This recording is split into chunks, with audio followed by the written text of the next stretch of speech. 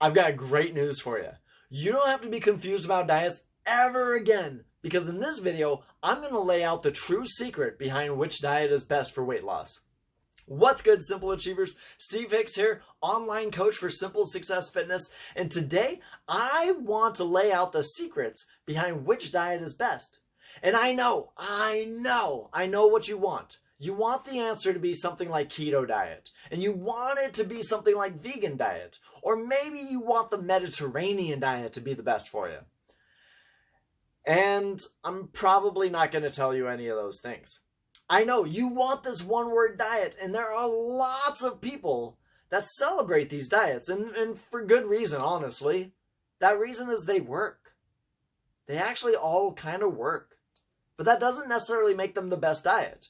What we want to do is figure out which diet is most appropriate for you as an individual, and not for Mary Sue down the street. Okay? So what we want to do is we want to run a filter and filter these out based on two different premises. Right? The first premise is going to be your time frame.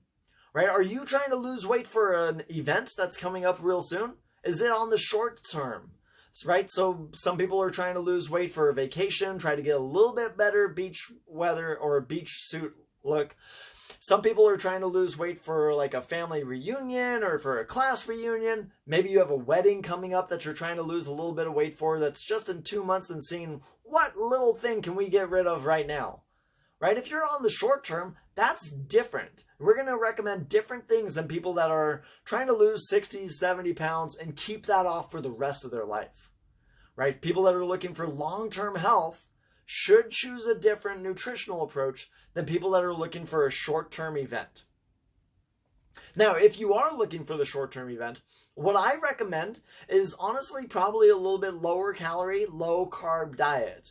Carbohydrates, they retain water in the body. If you saw the video last time about The Biggest Loser and why there's no reunion episode, you'll learn that Brian Benson, from the first season, he regained 32 pounds in water weight when he started having carbohydrates and water again the first week after shooting. Right? 32 pounds of water weight because of some extra carbs. Now, that's all what happens in the long term, right? If you have carbs, you'll retain water. If you omit those carbs, you'll omit all that water. Research shows us that that effect doesn't last forever, though. So if you stay long term on a low carb diet, then you're probably going to lose the water loss benefits that you get from the get-go. Low carb and low fat, they have the same results on a long time window. So neither are particularly better on the long time frame. But for a short window, losing some extra water will make you a little bit leaner in the immediate short term. So for short-term goals, low calorie, low carb, whatever gets that done, that's what's going to get best for that event that's coming up right around the corner. But for long-term stuff, we need to ask ourselves a second question. Not only what time frame am I looking at, but also what preferences do I have? Right? So ultimately, in my coaching experience, what I ask clients is I want them to have a diet that does two things.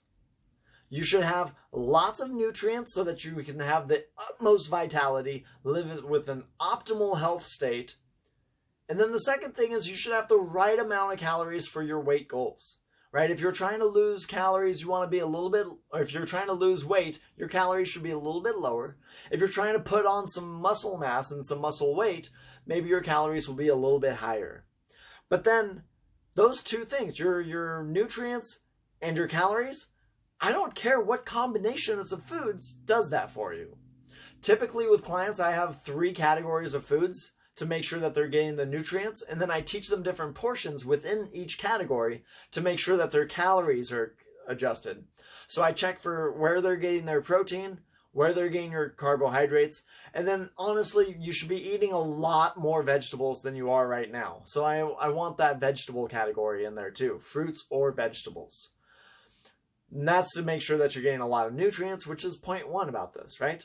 So whatever food fits into those categories that you like, I don't care if that fits the paleo method or if that fits the Mediterranean food or if it's something else, or if it's kind of more of an Asian-based diet, or or just a smorgasbord omnivore diet from that approach. As long as it's doing the two things, calorie control and nutrient intake, I don't care what you eat.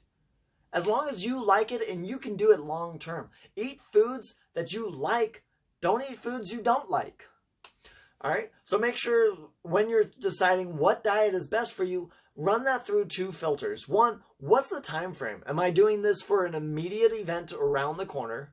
And if so, then choose a low-calorie, low-carb diet that you can do with just brute force willpower on a short-term scale. Or if you're going for a long-term, just focus on getting the right nutrients and the right amount of calories with any food that you enjoy and can sustain eating for the long term. Put this into effect.